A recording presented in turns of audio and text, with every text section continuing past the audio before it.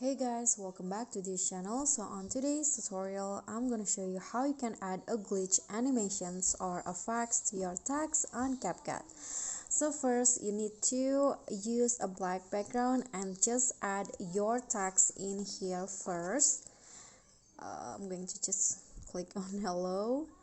Then choose your favorite font. I'm going to use this hello. Okay. Just click on a check icon and export the video.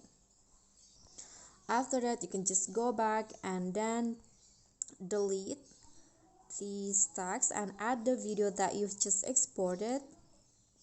Okay, so delete the black background first. And after that, just go to the video effects and then find the glitch tab. Click on glitch. And then here, just scroll down until you find glitch effects.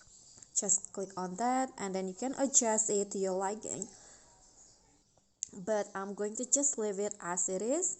And there you go, you'll have that text with a glitch effect like this.